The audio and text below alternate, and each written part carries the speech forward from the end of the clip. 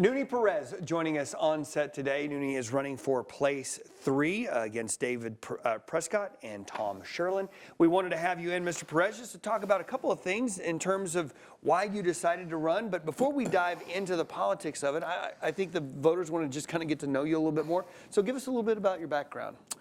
Well, so I'm originally from the South Plains. I'm from Lamb County, Texas. Okay. Graduated at Littlefield High, went to the Navy, served 6 years in the Navy, Washington, D.C., and Misawa Air Force Base, Japan. Okay. Then I actually came back because I got the strut of the smell of wet dirt is what I used to tell my sailors. They thought I was crazy. They're like, "What do you mean by that?" I was like, "Only in the plains will you understand what wet dirt smells like, and you want to go back to that." Yeah. My whole family's been farmers. Been a part of the plains since 1900.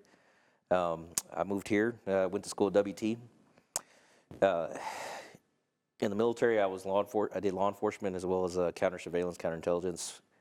And then when I came here for WT, I worked in various locations, various places, various nonprofit organizations in the area.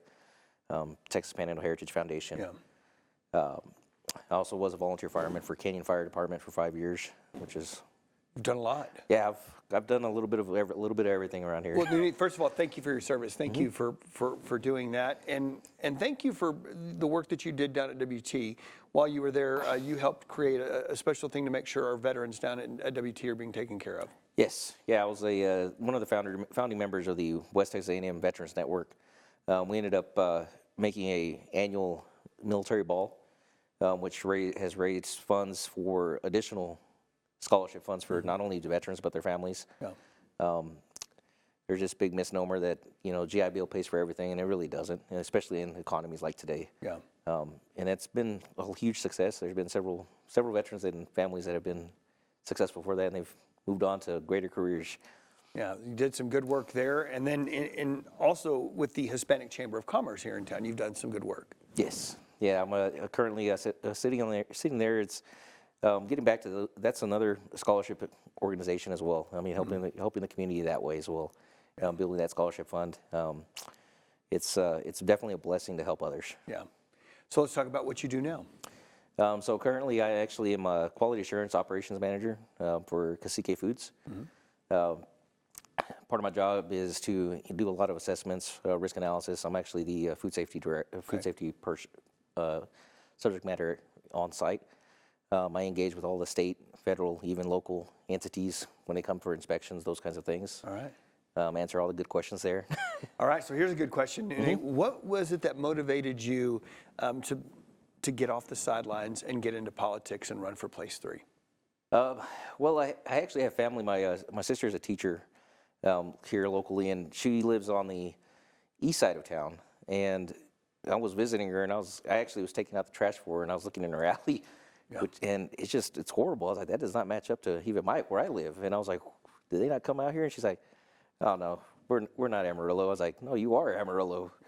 And then the more and more I engage with businesses, local businesses, owners out, especially on the boulevard, a lot of the Hispanic culture out there, the Asian community as well. It seems as if there's an area that's just not looked at or assisted in or beautified or kept up with. It's almost like the lost zone.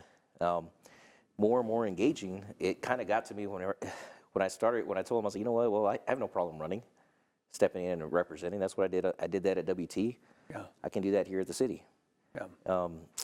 So, of course, I prayed on it and talked it over with my wife, and we said, yeah, let's do it. Why not? Yeah, tell me about what this experience has been like for you so far, as you kind of have to get into some of the minutia of what it takes to run this city and what it takes to run a campaign. Yeah, running the campaign is an interesting concept. Running the city is even more interesting. There's a lot of caveats, a lot of nooks and crannies in it. Luckily, I have been able to meet with the city manager, the new city manager that came in last year. Yeah. I like a lot of his momentum that he wants to go. I think there's still a lot of items that we can expand upon. Yeah. The more and more I engage with more community members, the more there seems to be a disconnect. A lot of community members. And I speak Spanish as well, so I'm communicating in Spanish and English. And a lot of them they have this misconception that we're in districts. that a council member is a part of a district. Yeah. And they're Those single-member districts, yeah, which and I was we like, don't no, have. we're at large. We represent the entire community of Amarillo. And there's a lot of talk, a lot of communication on how do we build the city of Amarillo. It's like, well, we have to focus on the entire city. The entire city, there should be no part of the city that looks different than the other. Right. People are like, you know what, yeah, you're in Amarillo still. Yeah. And that was part of the thing that motivated you when you went over to the northeast side of town and thought, hey, there's some neglect happening. Yeah, there's definitely some neglect. There's definitely, it's just it's unfortunate, Yeah. especially with the community out there. If elected, what would you want to get done? Well, one item that I look at is we need to have long-term solutions, especially when it comes to our roadways. As I at the debate last night, that was one of the questions, and the one thing I looked at was, it seems that asphalt only lasts 1.5 years to 2 years, because every election cycle we talk about roads. Yeah. And there are options for long-term solutions, and I think we need to look at that. Yeah, it may be a little costly at first, but it pays back in dividends. The return on investment is there. And we have to look at those kind of items. Also investing into programs for our youth locally. We can't grow as a community if our youth are having to travel to the cities of Oklahoma, Albuquerque, Denver, Dallas to do soccer tournaments, basketball tournaments, cheer, dance, all these items. If we had that here, we wouldn't have to. They would not have to be able to see those. It's not that it's a bad thing to go see these cities, but they get used to it. And then when they get older, well, you know what? I know Dallas has a lot of stuff to do. Yeah. We have nothing to offer. How do we get the community to buy in, and how do we get those taxpayers to buy in? Because you've been here a while, you know that there have been some bonds to get some things, and the voters turned them down. Yeah, and I think when it comes to the bonds, there's not enough. I don't think there's not enough information behind it on the why behind it, and the exact processes. Yeah. And the voters, when it comes down to it, they want to know the exact where it's going.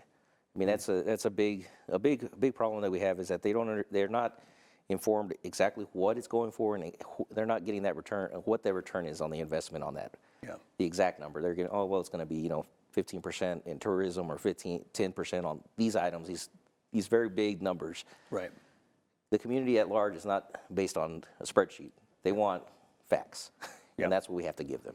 And so I'm hearing from you coming up with a strategic plan. Yes. A long term, not just because, again, our city council members, every 2 years, they're having to run again. To have something that is cohesive, regardless of who takes that spot.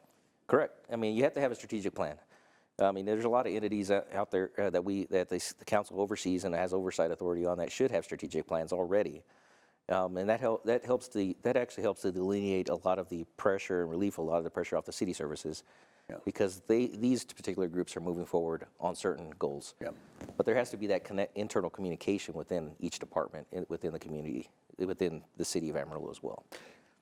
I want to give you an opportunity to just talk directly to the voters of Amarillo and why they should go out and vote for you. And early voting starts at the end of the month and on Election Day on May 3rd.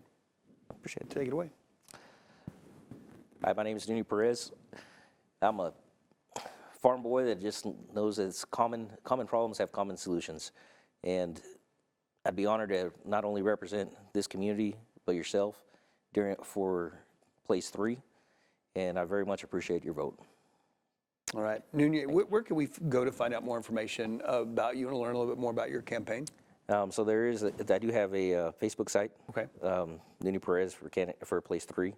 And then I also have PerezForAmarillo.com. All right. Well, Mr. Perez, we appreciate you. A couple of dates I want to throw out to you guys. Early voting is going to be here before you know it, April 22nd. When it starts really in full, and that goes through until the 29th. Election Day is May 3rd. We're going to have all the interviews with the candidates for place 3. That is with David Prescott and Tom Sherlin. Those will all be on the website at myhighplains.com. That's where you can go for more information. Mr. Perez, we thank you for your time. Thank you for having me. Always available.